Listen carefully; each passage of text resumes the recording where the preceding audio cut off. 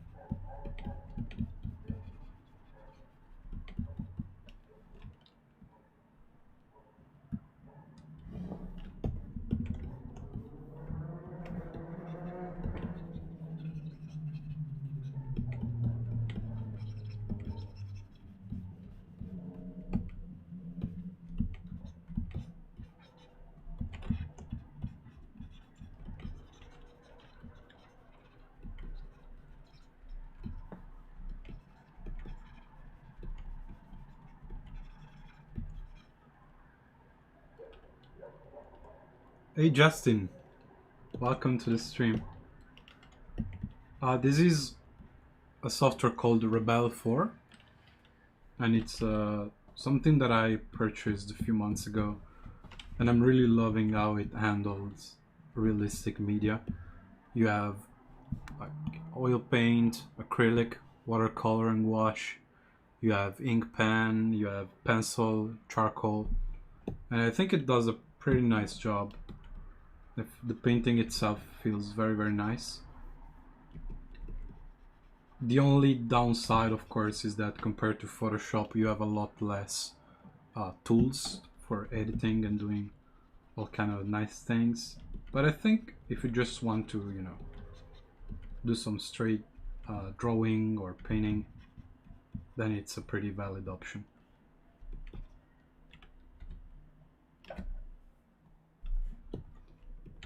Yeah, I've been trying to get more comfortable with it so I can transition fully for painting and drawing, but I'll probably still use Clip Studio Paint and Photoshop for certain things.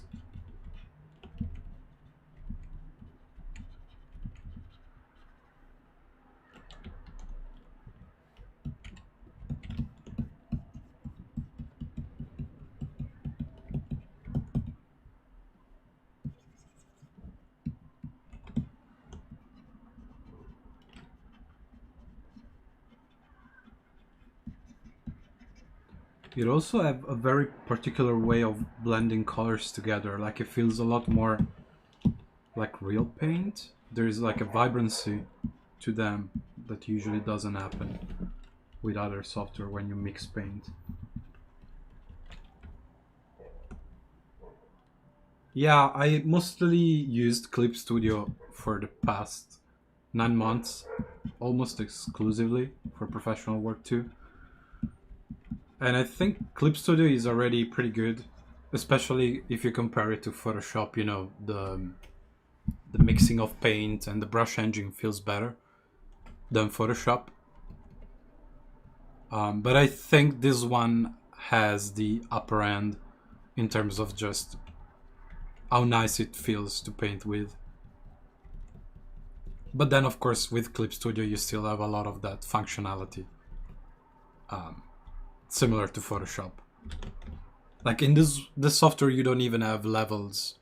I think maybe you have curves adjustment. Let's see.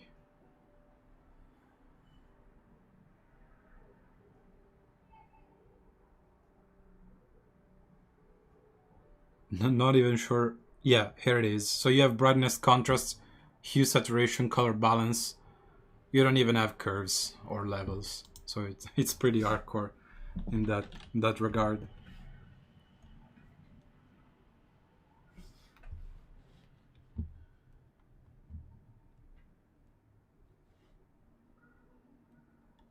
Hey, yeah, I'm using a Cintiq 22.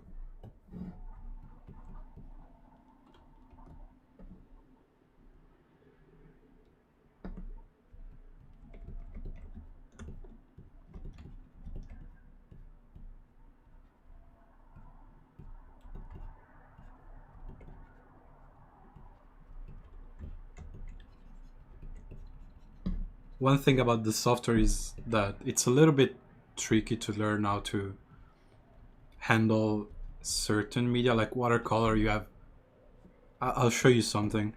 Well, basically you have to actually handle how the water spreads, kind of like real watercolor, but not really. So if I put down this little marker, you can see it expand, right? So there's definitely a complexity to it that usually you don't get with other painting software. But there are nice things like you can press F to quick dry the canvas, so you can stop the water in its track while still keeping everything wet, or you can dry the layer. Then I think it has the potential of actually doing very neat looking color, watercolor stuff, but I don't really use it that way.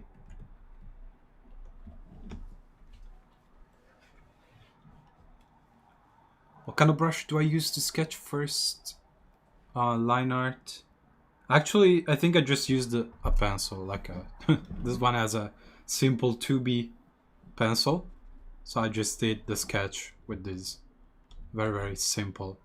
And another thing you guys might notice is that there's a texture to the canvas, especially if we zoom in a little bit closer. You can see it here in the texture and on the border of the canvas.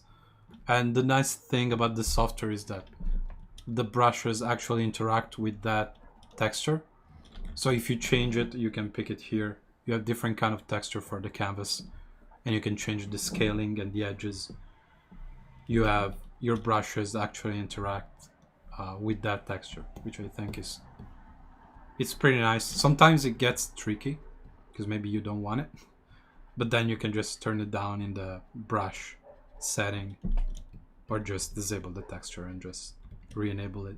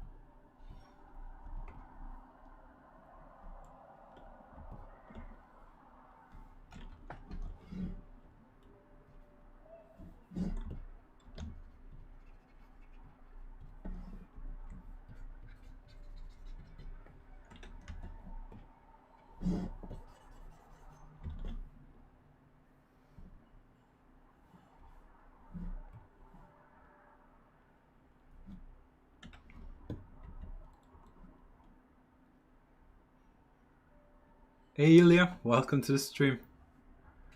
Yeah, I thought it could be interesting to do something where I just keep streaming these backgrounds until I get a job working as a background artist in a feature film, because that's something I still haven't been able to do. Thought it would make for a fun idea.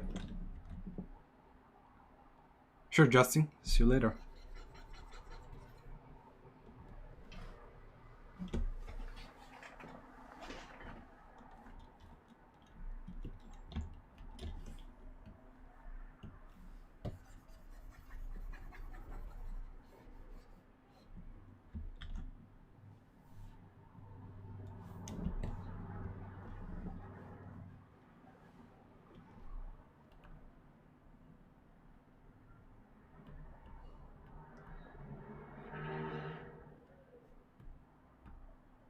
always forget, because we also have some digital tools right here.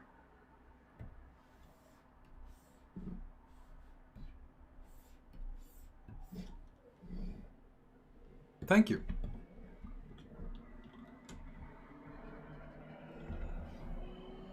Let's see.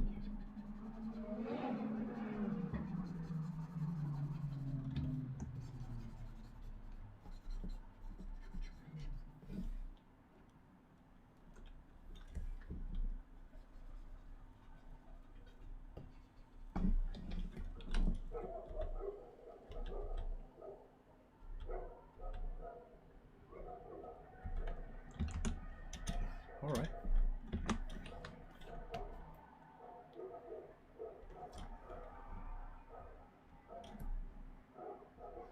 I think so far I still haven't really explored the full potential of this software, because there are certain things that work in a very unique way.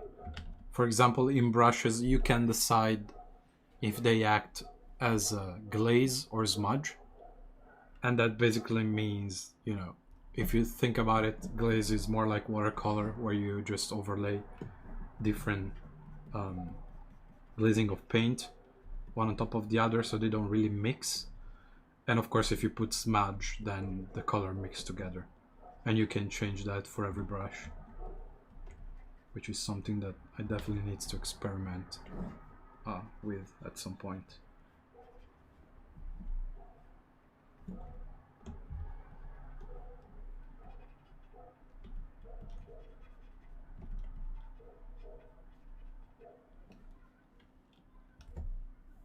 Software is Rebel 4. It's a software by Escape Motions that I've been using for a couple months now, on and off with Clip Studio Paint.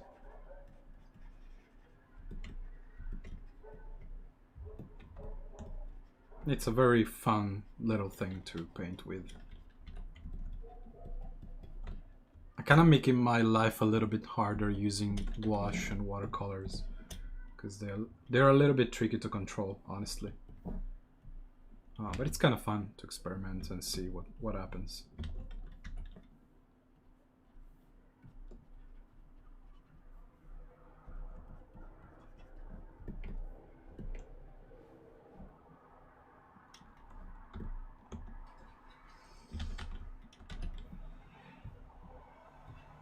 Normally I would just use acrylic paint, which feels a little bit more similar to what we're used to using Photoshop or Clip Studio, because you have a nicer blending of color and you have smudge, and you can still decide some wetness, but it doesn't spread like crazy the same way that watercolor does. So it's a little bit easier to control.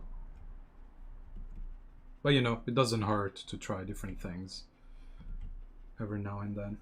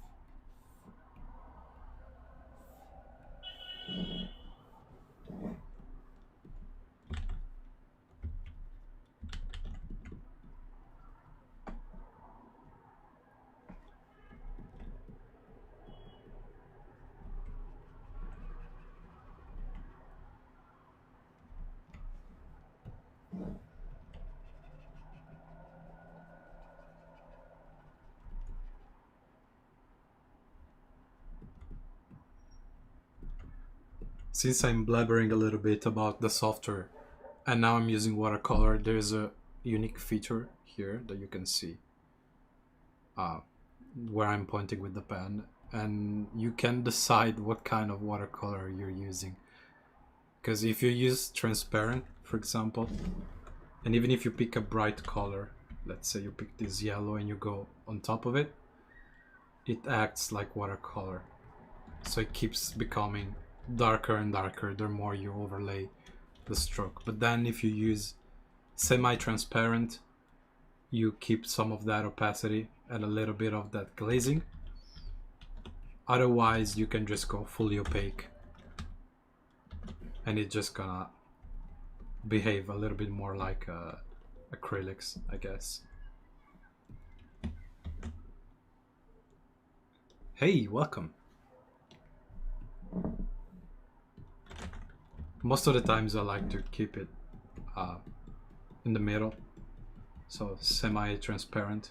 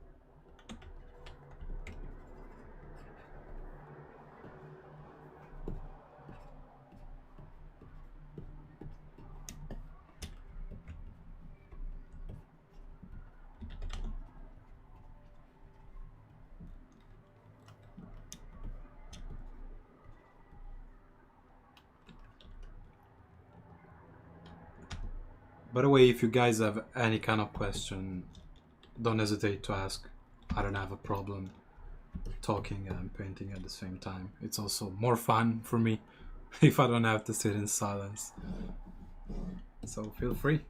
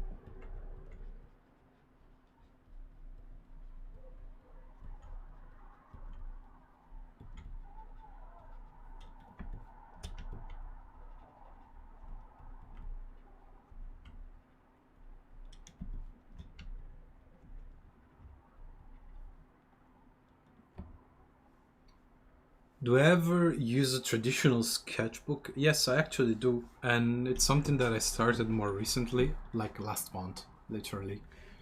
Because I'm not a big traditional sketcher or painter, but I'm trying to do a lot more of it. Even today, I went to the aquarium here in my city to draw from life with pencils. And yesterday, I started an oil painting class here at a local atelier, which is very, very nice. So it's something that I definitely recommend everyone, because most of young people today, I count myself in young people today, but we kind of started with digital. But I think that having a traditional background is really useful, even if you plan to just work traditionally, because there are certain skills that you don't really learn while working traditionally. And I think, for example, it's very important to commit to your drawing or painting choices, and that's easier to learn when you work traditional, because you don't have Ctrl-Z to undo every kind of mistake that you make. So you actually learn to make less mistake, because you have to be more careful, especially when you paint and you waste expensive materials. Then you definitely learn to be more careful with it.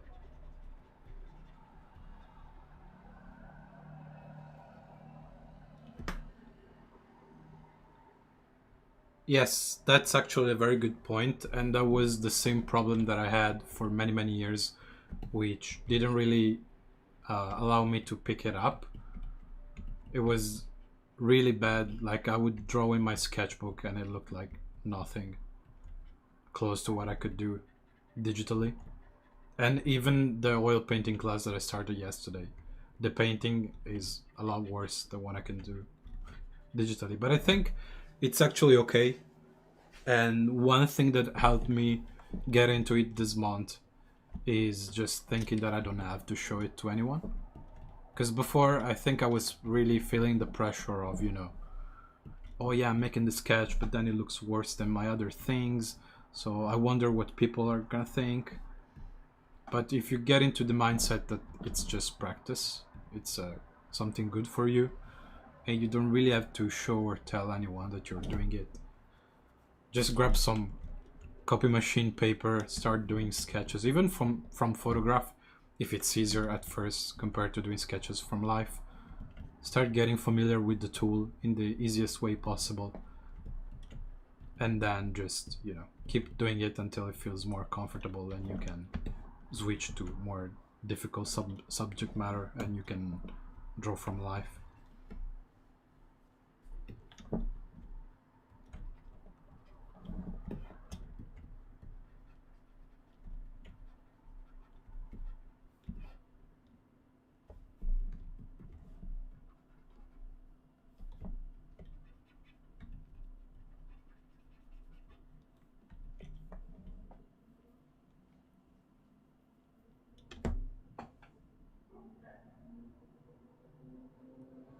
No worries. Hope that helps. And yeah, not everything needs to be a portfolio piece, indeed. But sometimes I think every one of us always wants to, create a drawing that is better than the last. So when that doesn't happen, it feels very frustrating, especially when we're looking for work or we wanna post it, show it to people, and it's not working. Then it feels like crap.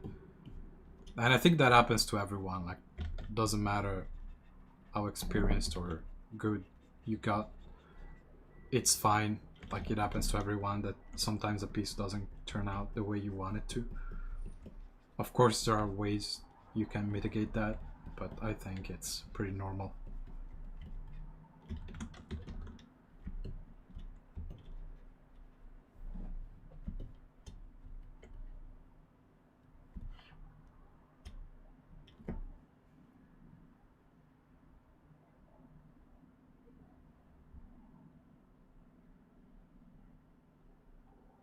Elias says, is Adobe Suite subscription is expiring, and is it time to make the jump to Clip Studio Paint?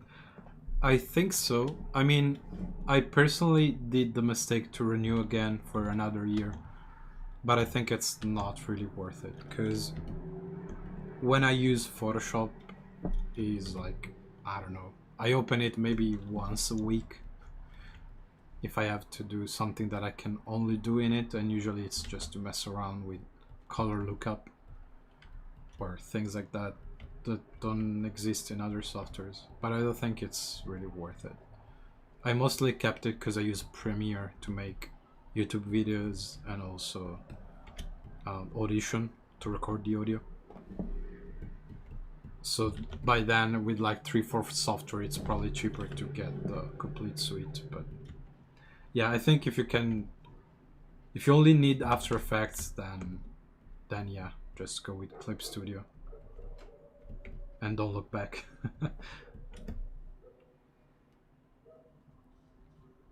Yeah, that's a good point.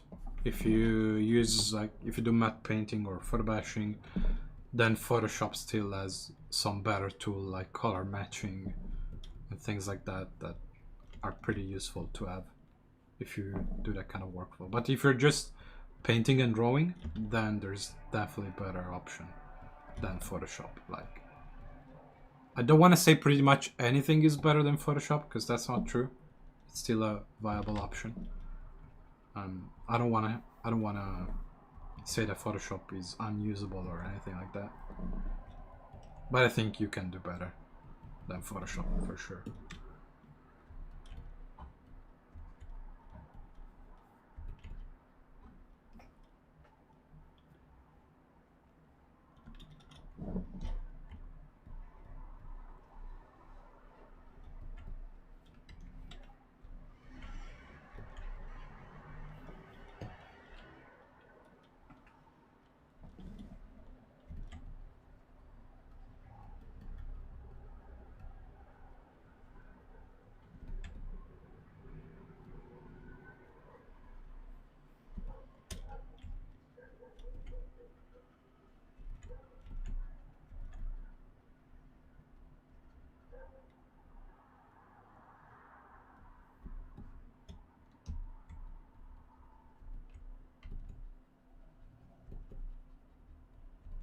personally hope this software gets a little bit more traction so they can, you know, keep pushing the development, because I think it's a very small team behind it, and like regardless of that, they already did a pretty awesome job with the feature that it has.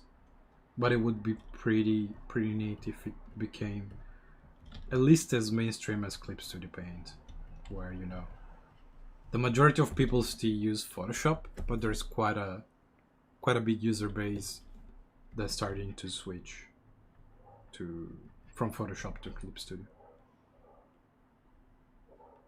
Hey Luca! Yes, I'm going live without saying anything. I also try and restream for the first time, so I can stream both on YouTube and Twitch at the same time and have a single chat for everything, which is very, very useful.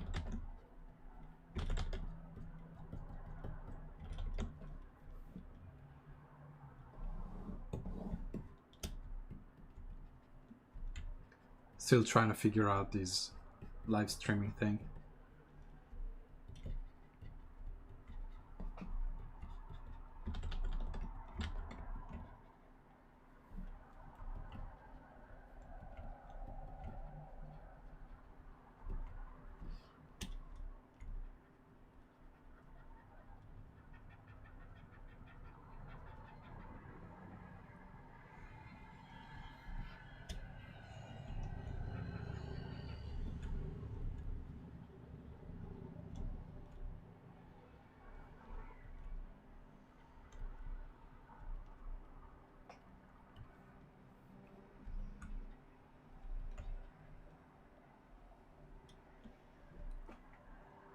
How do I like this software compared to Photoshop?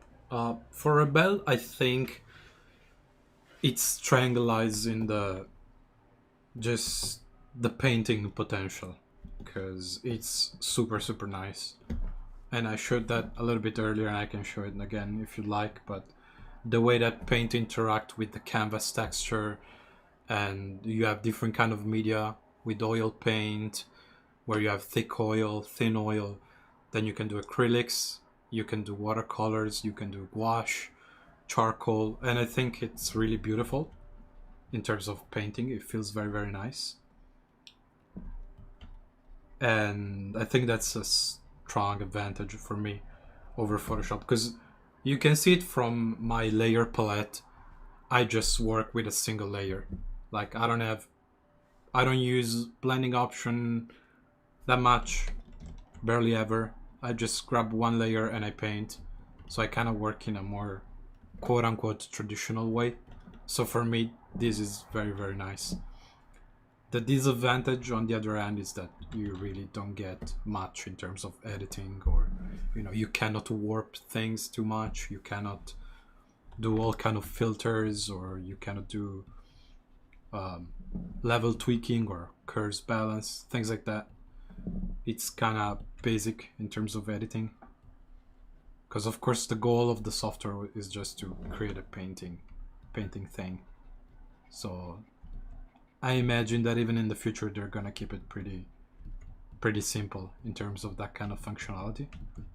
But if you just like to paint and draw without doing too much editing or, you know, other things, then I think this is a pretty nice choice.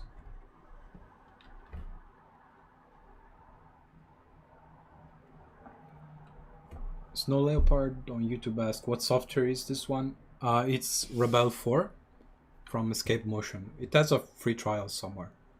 It's pretty nice. It's very good for background and illustration. Yes, it is. I think so. I mean, for any kind of work, really. And it's very easy to pick up.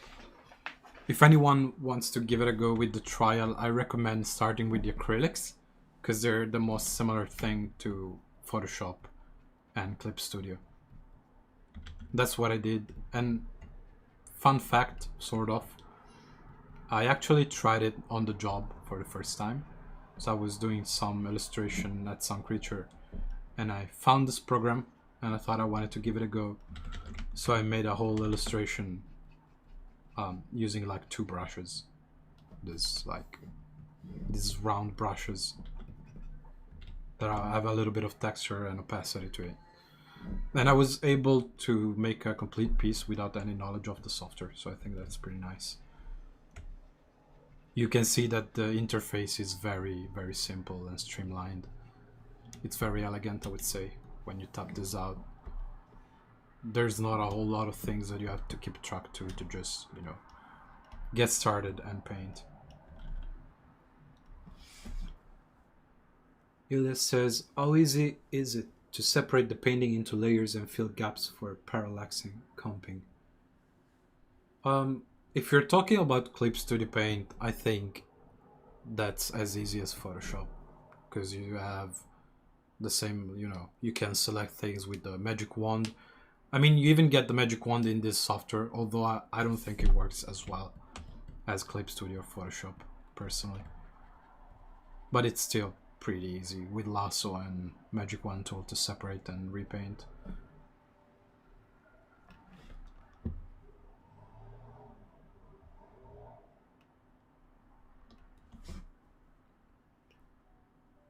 I think for Rebel is the same as Photoshop, really, or Clip Studio. It's maybe a little bit trickier, like I said, because it doesn't have that many selection. Like you don't have content select, you don't have that other one that I forgot the name to, the more organic selection tool. But I think it's totally fine. Like you can go here in the selection, you have the marquee, you have the polygonal lasso, you have the freehand lasso, and then you have the magic wand tool. And you can change, you know, tolerance, alpha, and things like that. So it's very similar, and it's definitely enough to do that kind of thing.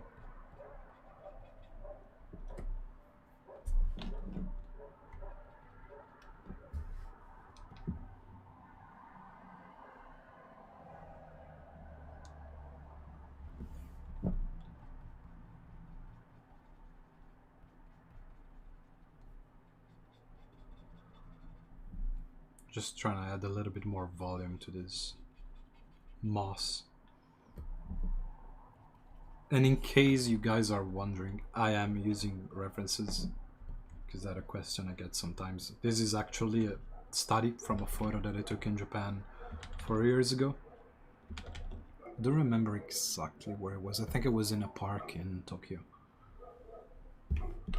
And I also have a couple images from Studio Ghibli to use as style reference. And especially more than style and color, it's more for paint stroke and finishing level. Because personally, one thing that I really struggle with is finishing paintings, making them look very detailed and final. I think that's one of my weaknesses as a painter, and something that I'm constantly trying to improve. Because sure, you can take a look at these even like on Zoom and be like, okay, the values are kind of working, the colors are kind of working, but then there is a lot of cleanup and detail work that needs to go in it. And in the past, I would just get discouraged by the amount of detail work that you have to do, so I never really learn how to do it. But that's also what I hope to improve with the oil painting class.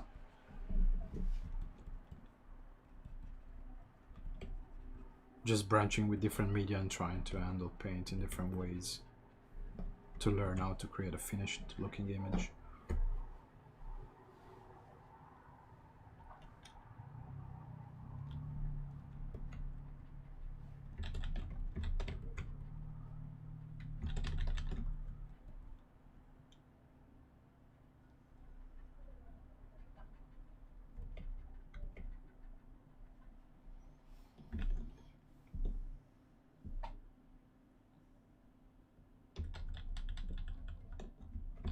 Now I'm thinking if I really need this dark edge, probably not. We can have a lost edge here, I think.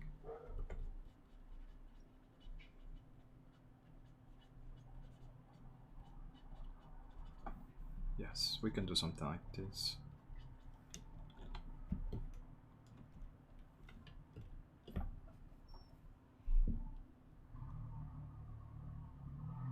Yeah, right.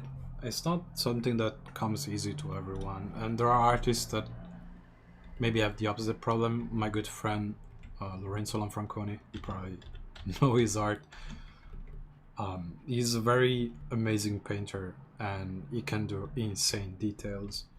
Like even his simple sketches, quote unquote, looks incredible in terms of detail and finish level. But I remember years ago he was complaining to me that he had problems trying to do things that were not as detailed. Like he couldn't really simplify things. So it was something that he actively had to learn. So I guess everyone has a different set of problems, you know.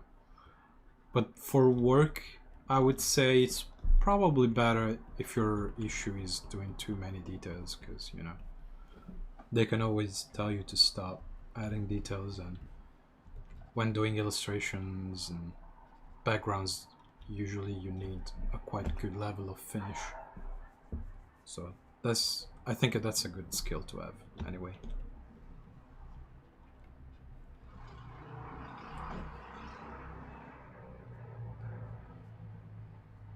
You work too detailed, saw you? Well, that's good for you, I guess.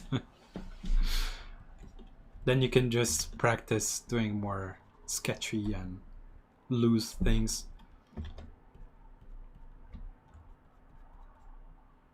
If that's something that you want to improve on. I think both things are good to have, like being able to do quick visualization of things. So when I do a color sketch, I can do that pretty quickly, and I can give you the idea of the painting. So I think that's a good skill to have, and I don't have to spend too much time refining or detailing, because that takes a lot of time. But at the same time, of course, it's good to be able to bring something to a finish, because then if you can just make a block out and you cannot finish it, then it's kind of like a half job done.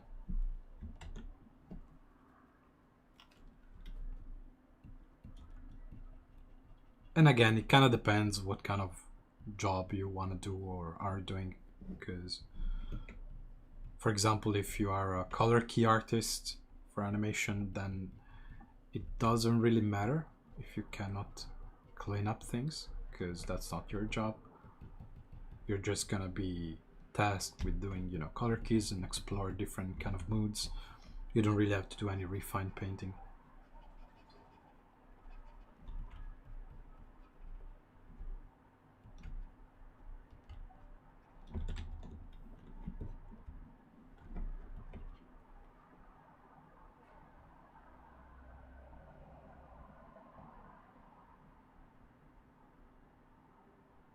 Hey, thank you.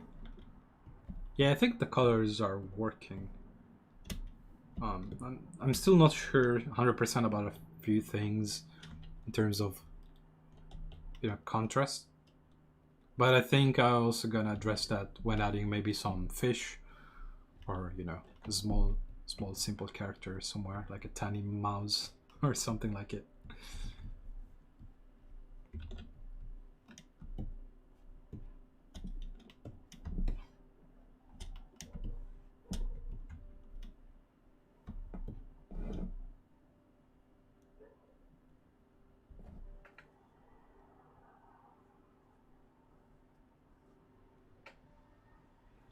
Oh yes, Justin Donaldson is amazing. Like both his art and I guess his class too, because I saw some student sample and some of my friends took the class, and I really wanted to take it as well. He offers a traditional poster color painting class, and it looks really nice. Maybe next year or next term that he offers it, I'll try to jump on it.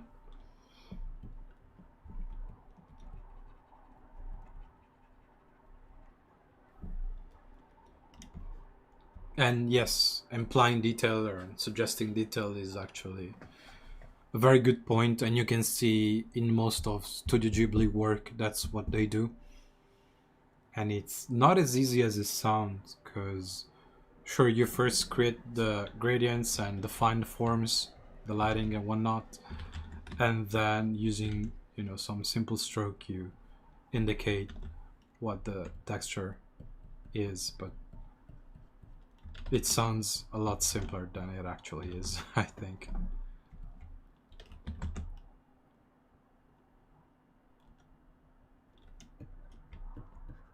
Oh, sure. If you could do that, I'll gladly take a look.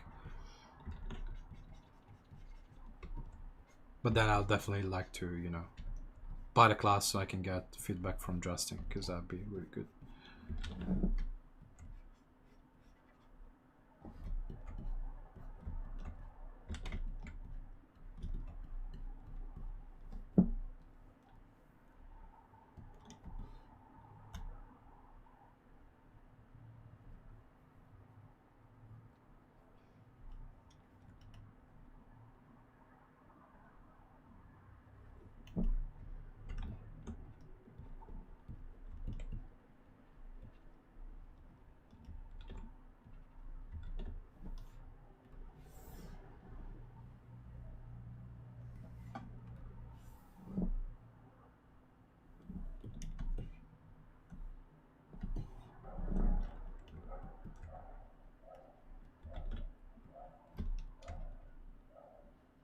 I think another very important matter in terms of painting fidelity and details and finished look is learning how to control edges in detail too, because it's not something that, you know, you can kind of wing when adding details, because I think when we think about details we think, you know, sharp and small, and kind of like what I'm doing right now, which I'm not too happy with.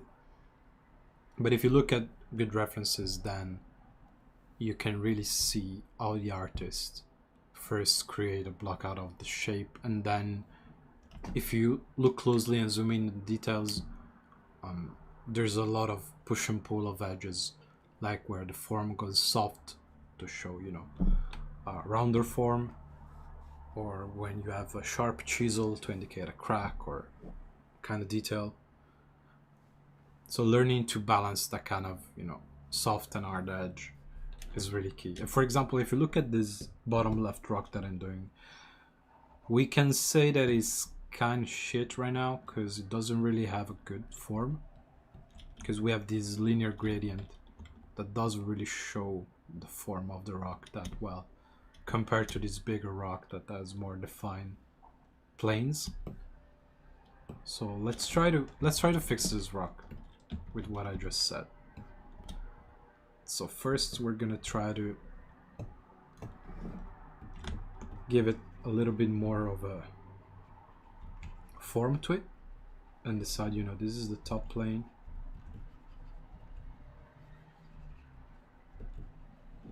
And then it transition like it's round maybe. And already with a couple stroke, I think we defined it a little bit better. We can see that now this is the top of the rock and it's receiving some light from there, and then it transitioned down.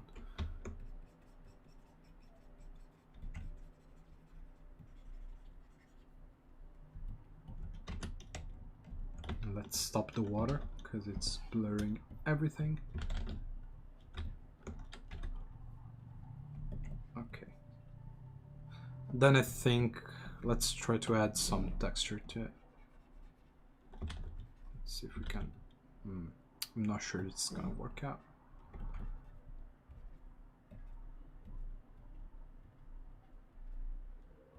Okay, this is just something to add a little bit of grit to the canvas.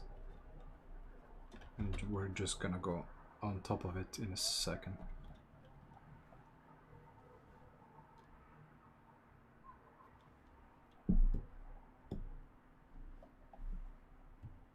Okay, and now let's see.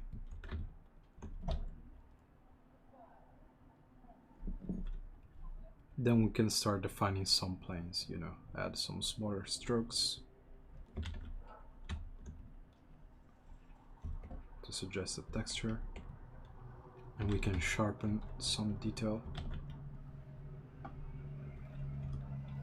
We probably need to use, let's see, let's make this brush a little bit more dry.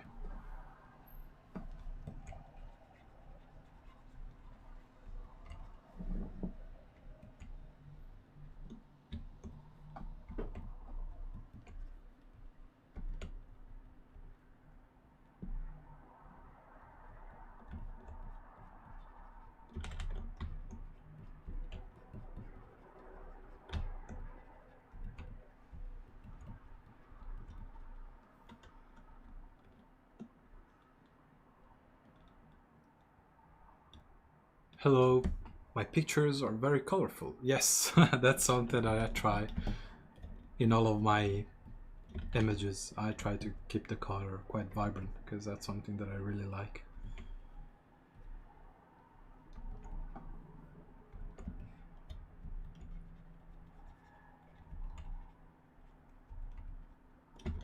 Sometimes I do wish to draw something more, you know, realistic or desaturated, but I don't think it really resonates with me or my style that much, so I never end up doing it.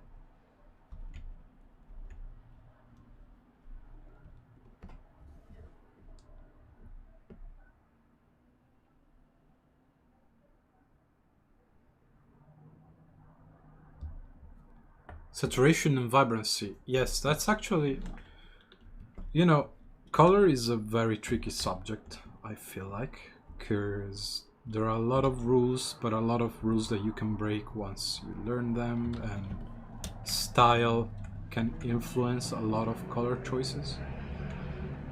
So I think it's, you know, there are some principles that are useful to know, but in general, I find it also very hard to teach to students, because to me, color, even if I can, you know, I can explain you how light interact with the form, and I can explain to you, you know, bounce light and ambient occlusion and all kind of things.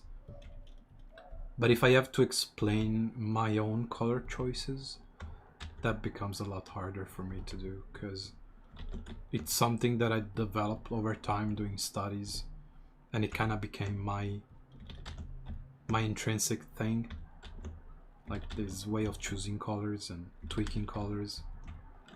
So it's pretty hard to explain, I think, sometimes, past the, you know, objective scientific functioning of color and light.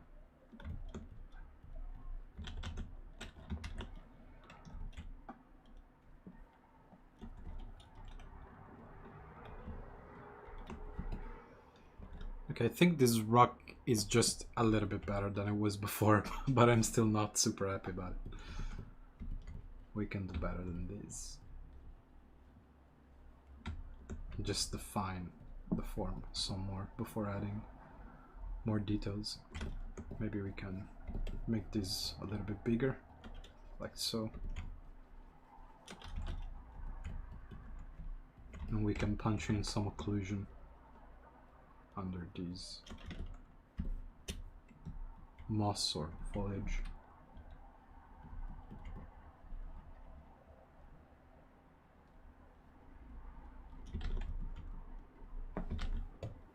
Let's scrub these.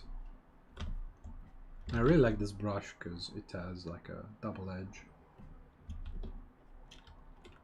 And some of these I imported from Photoshop, and by imported, you cannot actually import directly like Clip Studio. But you can just stamp the brush, export the black and white image, and then load it into Rebel and create a new brush. Which of course doesn't make a perfect replica of the brush, because then you have to tweak it. But I think it's still a pretty decent solution. I don't really see brush import happening on the software because the engine is just completely different. So I don't think they'll ever make a straight import from Photoshop. I don't think.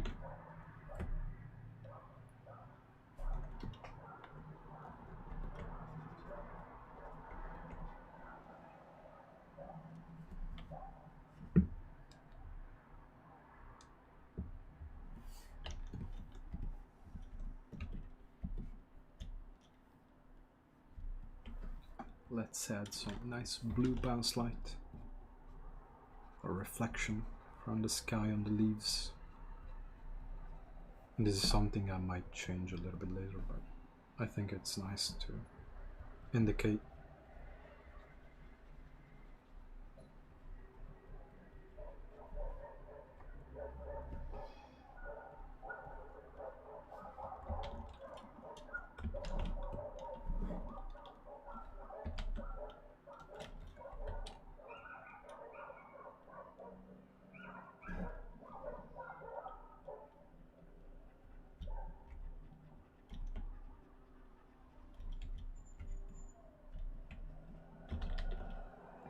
Also, I think so far this piece is sitting at, we did an hour and a half today, another hour and a half yesterday, plus 2 hours, so 5, plus like 30 minutes of sketch. So I think we're on a 5.5 hours, which is still pretty good. Oh man, no worries, because I think in about 30 to 40 minutes I'm gonna wrap it.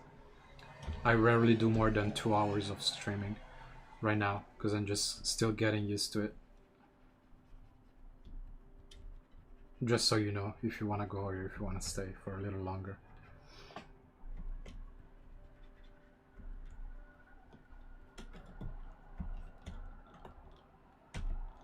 But yeah, I'm also downloading the Twitch videos of my own channel so then I can make a time lapse and post it on YouTube when everything is done. So considering that this is 5 hours, I think by the time we reach a full day of work, so 8 hours, it's gonna look okay. But it's still not gonna be finished, that for sure, because I really want to push the rendering and the details, and I don't think 3 hours is enough to really reach a good polish level.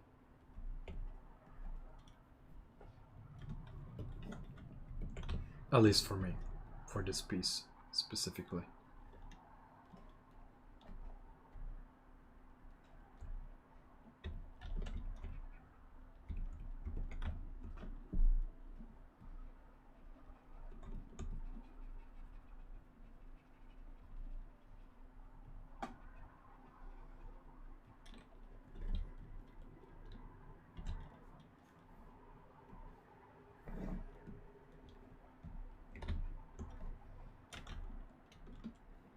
Another thing that I did in this particular painting is merging the line art in the painting.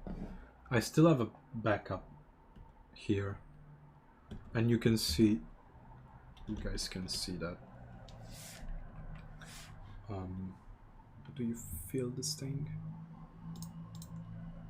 The sketch wasn't really that good, and when I do sketches like these, I don't really care too much about line quality or any kind of thing. I just use it to block out the shapes pretty much. So I know, like, here I have a rock and here I have these plants, and depending on the type of piece and complexity I might do a more precise job. But in this case, since it's a very organic piece and we're gonna paint rocks and foliage and water, it doesn't really matter to me to be precise. But maybe when I'm doing architecture, in that case, yes, it matters. Definitely some more. And then I just started the block out and merged in the line art.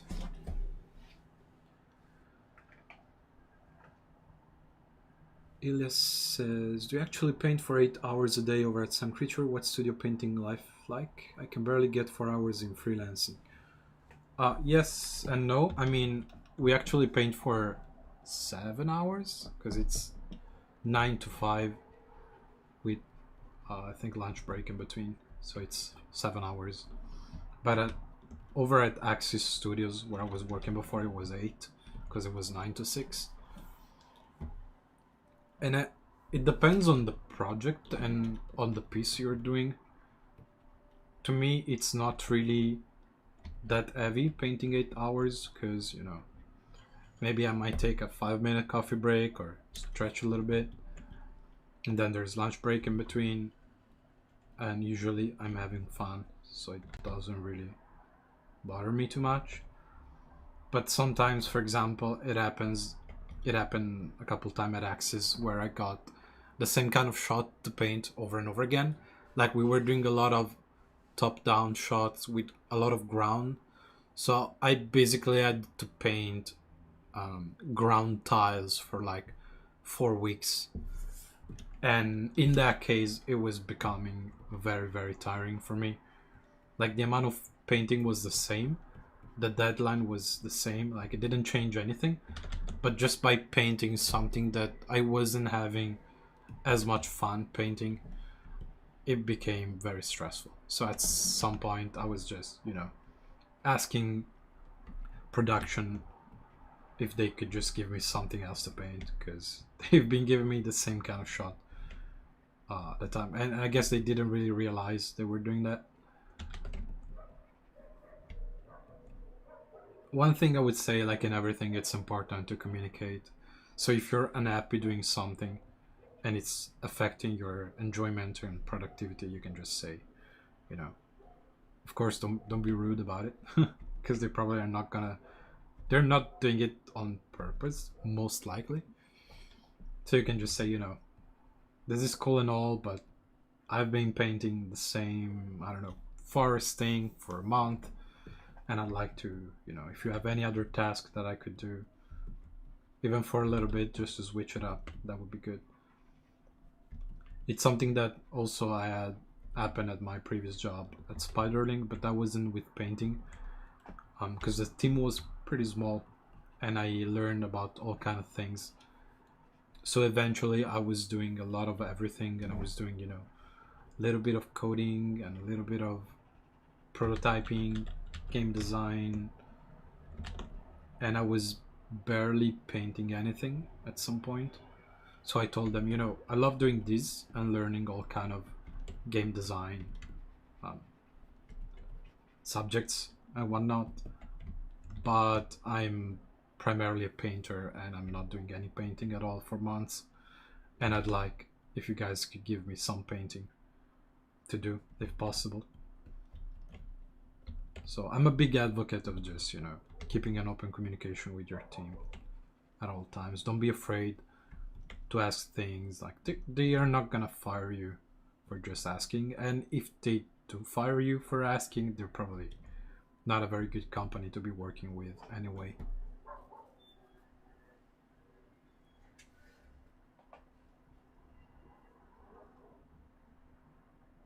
Yeah, that's a very good point. Some people do enjoy doing repetitive work a lot, because I think once it's in your comfort zone, you can kind of switch your mind off and do it, and then maybe after hours you can just do other things and enjoy life, whatever, or do other projects.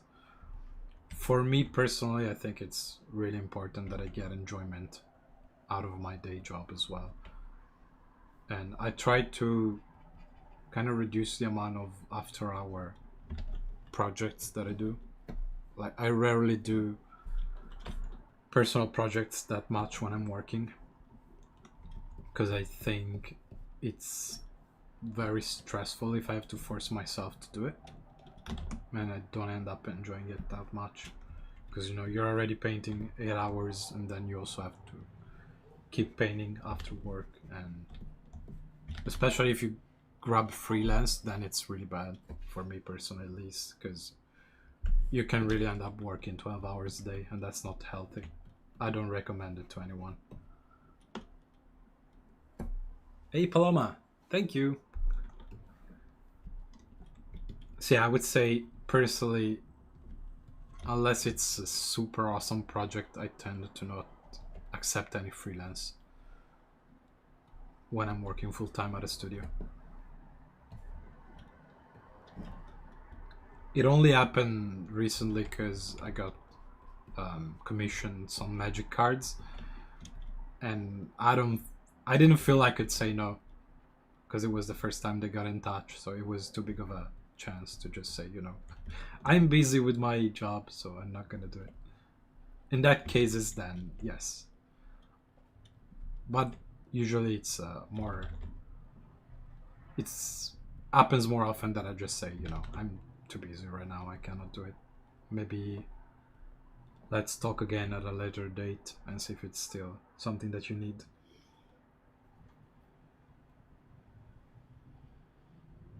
Thank you. Yes, that's true.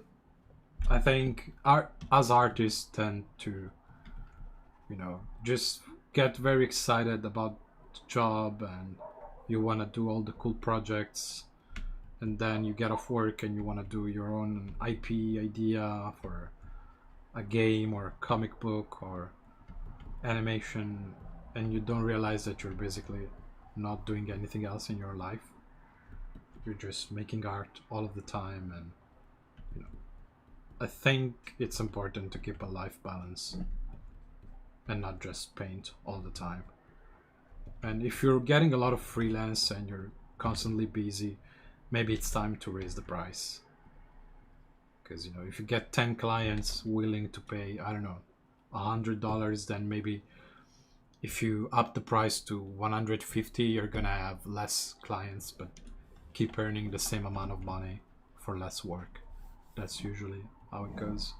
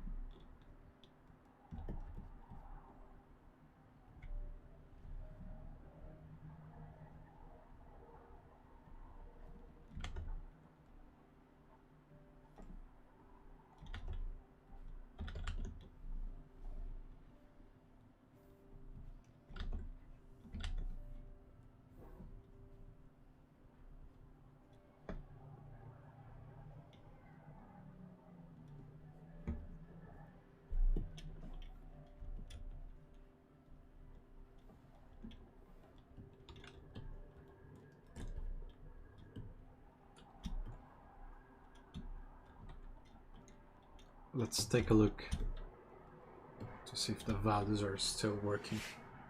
I think so. There might be a few tweaks that I want to do later on, like maybe here making some more obvious overlaps, because one thing that I like to think about is how to make it more interesting by alternating light and dark. So we have dark on light, on dark, on light, on dark, light, etc., etc. And that usually creates a little bit more interest and depth in the image. So you do some simple overlaps of values and shapes.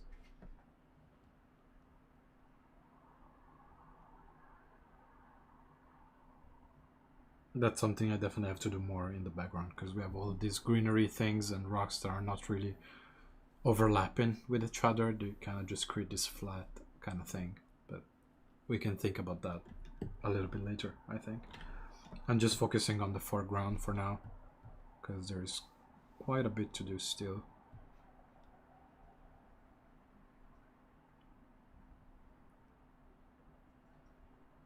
And I'm trying to see if I have a kind of, yes, something like this watercolor liner is pretty nice for clean details. Because one problem of this software is that when you use this texture, you can see that everything kind of has this bite to it because it's interacting. So if I disable the canvas, let me see, I'm using this one. So if I disable the texture, right now I disabled it, and I paint, The brush still has its own texture, but it interacts less with the canvas. So depending on what kind of texture you choose for your canvas and the kind of brush you use and the scaling of the texture, you're gonna get different result. So it's good to have some option to also get, you know, cleaner details. Just seeing what these guys do. It's kind of nice for just very, you can probably barely see it, but we can do some very thin glazes of watercolor with this brush. Anyway, I just wanted to have a liner to add some sharp details.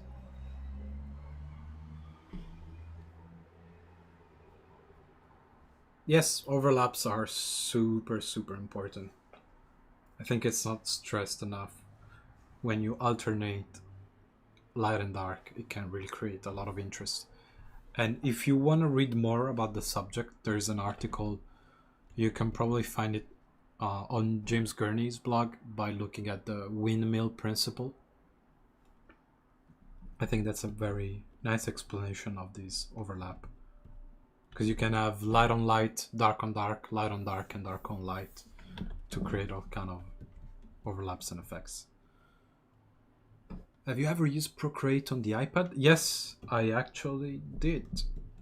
I usually mostly when I have to do live studies. I haven't used it that much, I don't think, because it doesn't feel still 100% comfortable to me to paint compared to the Cintiq or other softwares. I'm not sure why. I mean, it's pretty nice and I can paint on it, but I'm just not fully used to it. But most recently I just did a live study in town 2 weeks ago on a small alley, and that kind of worked out nicely because there was no sun and I was able to paint. But yeah, it's especially for the cost, which is like €5. It's a really great piece of software, honestly.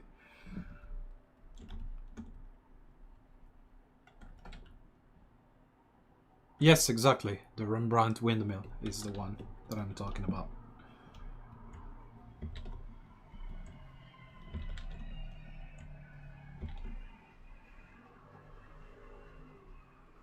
Let's maybe lighten up this leaf a little bit so it doesn't look like it's a shadow of sorts, but it might need.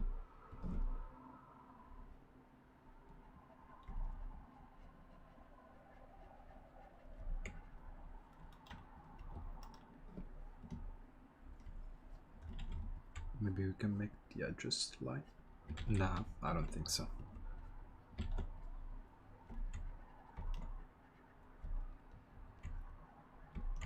Just add a reflection on the leaf.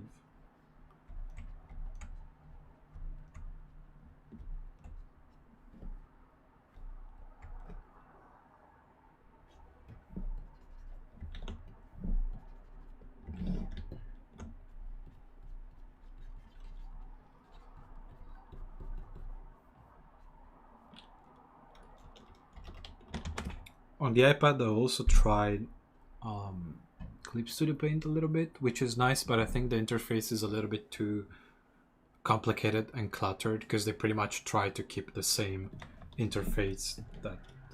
Whoops, something happened on the top right of the image. There's a lot of wetness going on. But anyway, we can just repaint it. Yeah, I was saying basically on Clip Studio they kept the interface the same as the PC, so it's very cluttered on the iPad. I feel like it's not very nice. But the painting itself is pretty good. And Art Studio Pro is very similar to Photoshop. And I think you can also import Photoshop brushes. So I think that's good. But I haven't used it too much either. Yeah, I think it created a nice, you know, glowy edge around here that I'm gonna keep.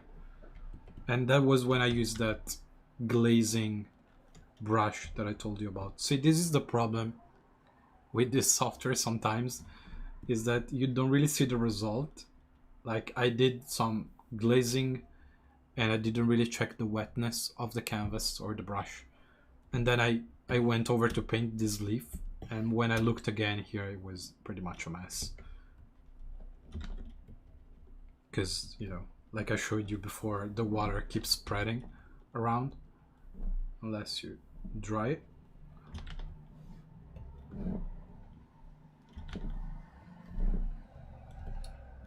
So yeah, you gotta be careful when using this software sometimes. But yeah, in this case, we got lucky, I think, because it created some very nice soft transitions.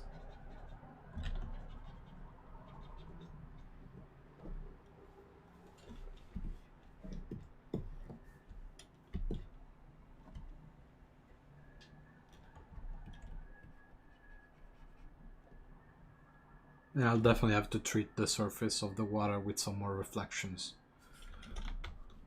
because it's still not looking the way it should look.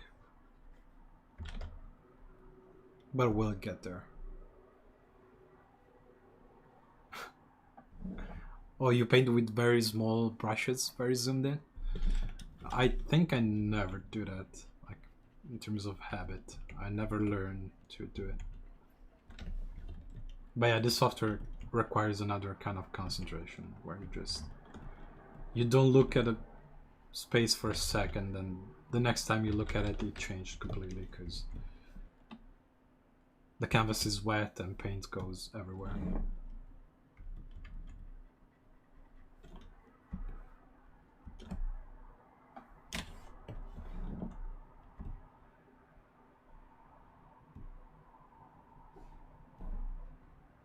Okay.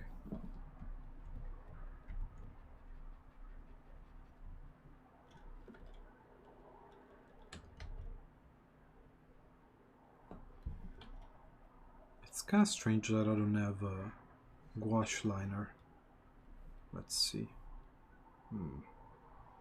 Yep, I don't have it. I could use the acrylic. Let's see.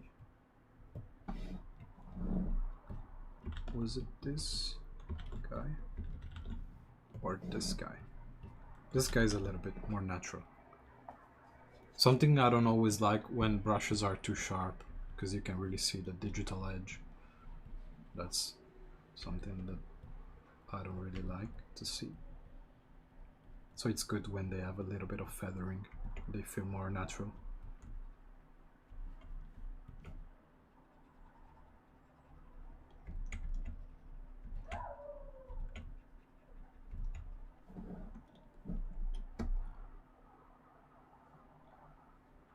Am I familiar with Lightbox Expo? Yes, but I'm not attending this year.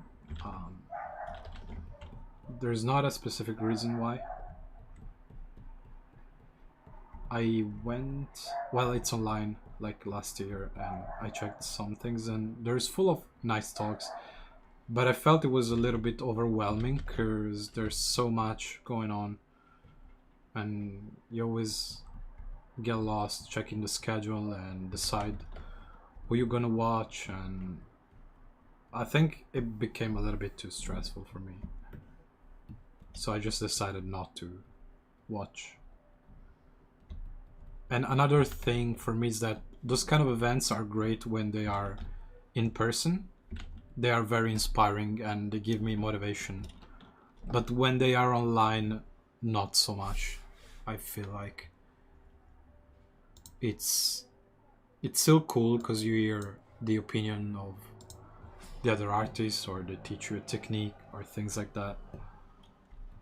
But for me, it's more important when they give me motivation and make me excited about my own projects and things. And when they are online, I don't really get that feeling for some reason, because I think we lose the human interaction aspect of it. I remember getting back from CTN 3 years ago, or well, not CTN. Was it CTN? I don't remember. Yeah, I think it was CTN. And also IFCC in Europe. I was always going back very excited to do my own things, or schoolism workshops. But when they are online, like unless I really want to learn about a specific topic, or I just want to listen to an artist, specific artist talk, then I tend to avoid this kind of events usually.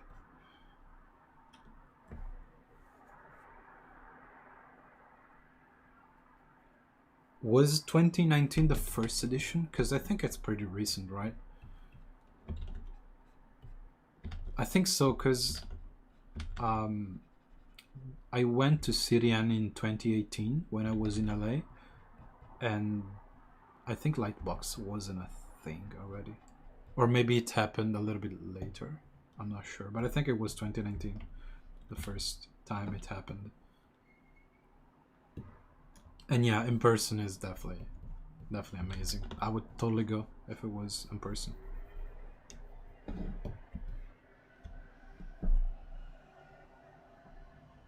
Okay, I think I kind of want to change this rock over here. It's not looking very nice. We'll give it a similar treatment to the one on the right, where we can just define the shapes a little bit better first and then carve some details.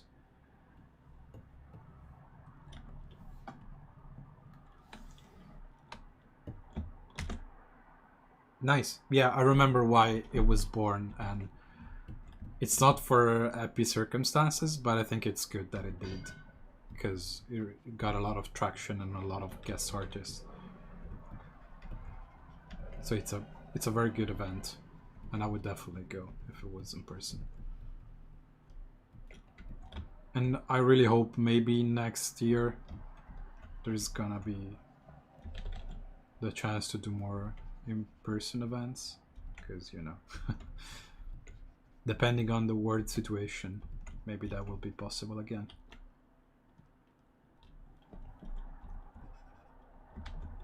I think I was going to about 2 to 3 events per year, and that was always something I was looking forward to. But now, like, the last one I went was CTN in 2018, so it's definitely been a while.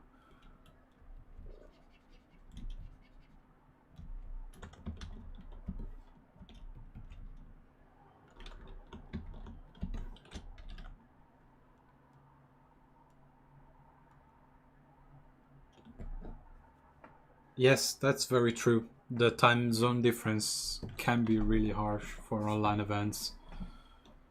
So unless they offer, you know, recordings, but then you don't get to ask questions in the chat, so it's not great. But at least it's something. Yeah, time zone can be really tricky. I remember a little while ago there was this Draw Fest event that was organized with Japanese artists. So it was happening at like 2 to 6 a.m. my time. And I was like, I really want to watch it, but I'm not gonna stay up. Like, I have work. I can't be up till like 6 in the morning just to watch an event.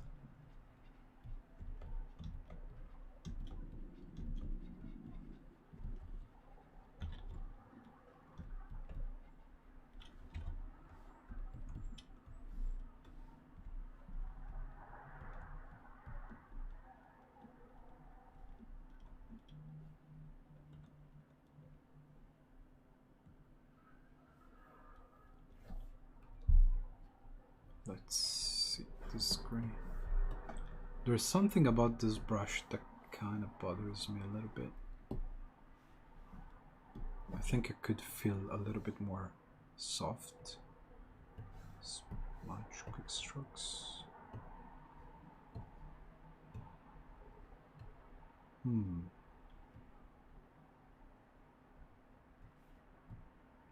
Let's see.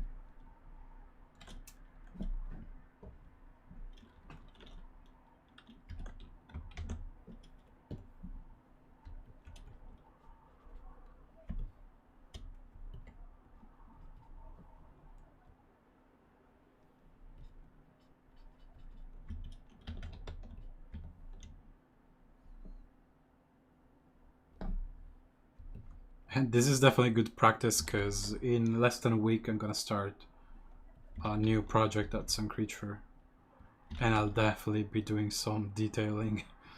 So definitely good practice to be doing these right now.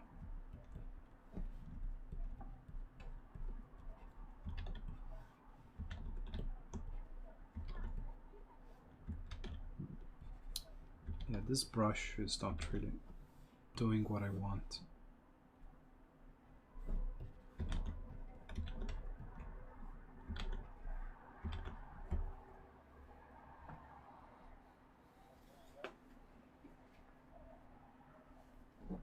Yes, it's gonna be pretty fun.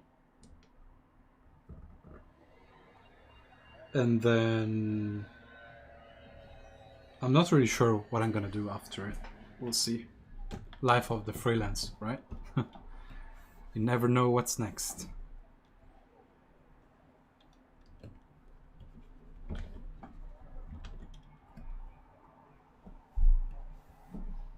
Let's try to... Give me a second, I'm gonna tweak this brush. Reduce the spacing. Smudge.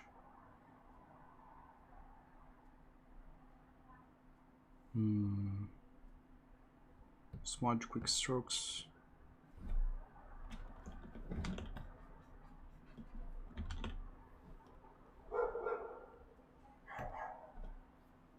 Change the texture. Okay, this is nice. Let's make it.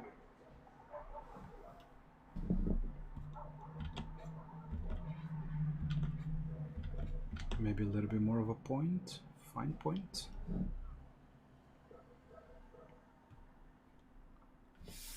Let's see. Canvas. Nice.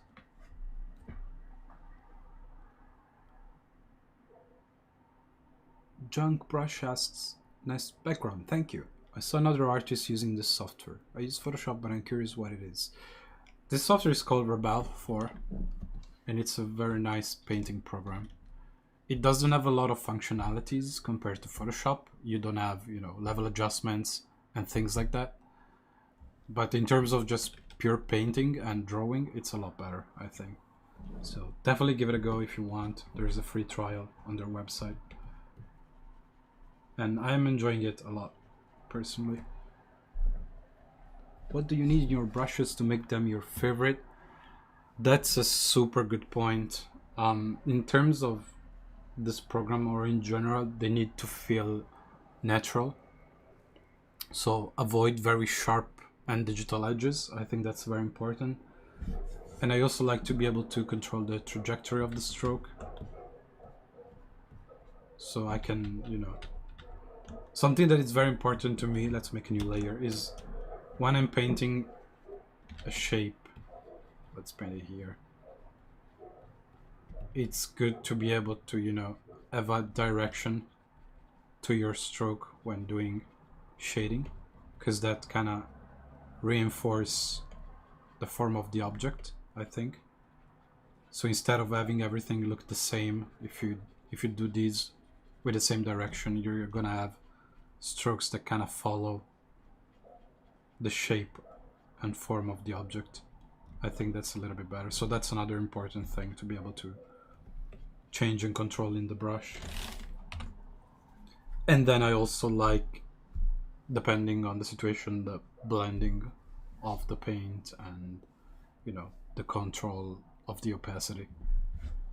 And in this case, it's a little bit trickier because you have, like I was saying, glazing of watercolors and smudging and mixing of paint. So it can become a little bit more complex. But I think those are the main takeaway. And I'm super tempted right now to go back to acrylic here in the second tab, because this feels a lot easier to paint with for me. These gouache colors I'm still getting used to,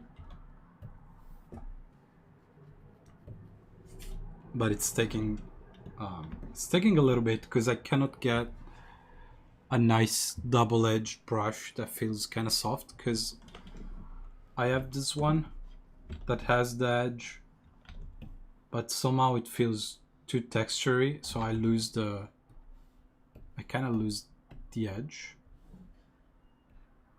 Let's see. Maybe doing these would help. Yeah, maybe something like this is a little bit better. And then if we wanna, because sometimes you control the opacity, but it becomes a little bit too transparent. So in this one you can increase. You have a multiplier of opacity, so you don't have to press as hard to get very nice, bold, thick strokes.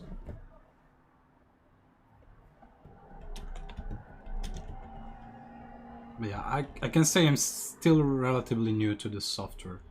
I probably did three paintings with it, 4 maybe. So I think that's kind of normal to still need to make new brushes and tweak and discover more ways to work with it, pretty much.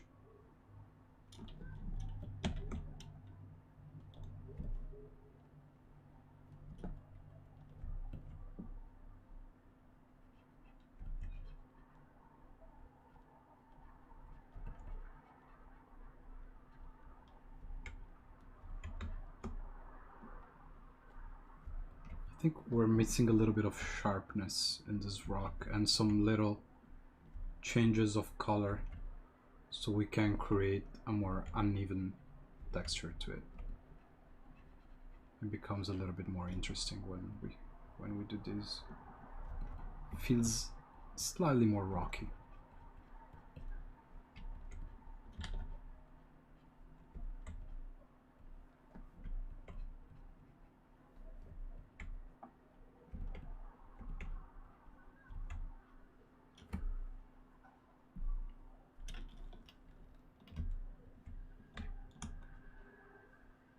Well, actually, we're very close to 2 hours of stream, I think. Paloma says, you always try to find brushes with a just right amount of texture that you can also blend really well without looking too digital. Yes, it's very tricky. I think there is a resin oil brushes or tip-top oil brushes that are very nice in Procreate, but I haven't used those in like a year, so I don't know. But check them out, because I remember they were kind of cool. They definitely felt and gave a very natural result.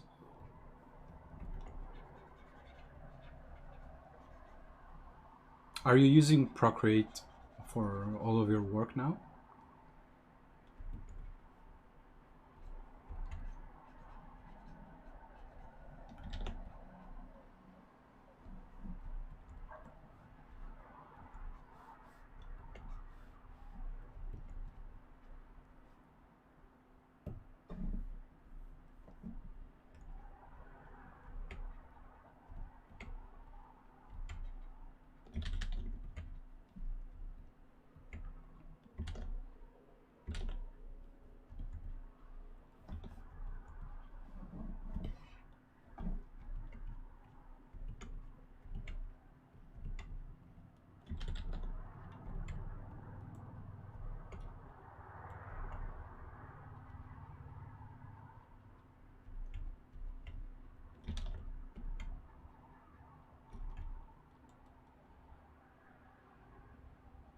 Nice.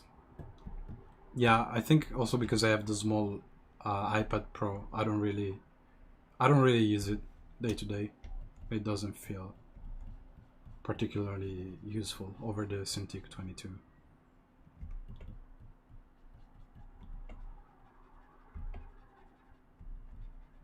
But yeah, from when I'm outside, then it's a pretty nice thing to have, actually. I brought it with me today at the aquarium, but I haven't really used it because I want to try to get better with traditional media. So I just ended up using pencils instead.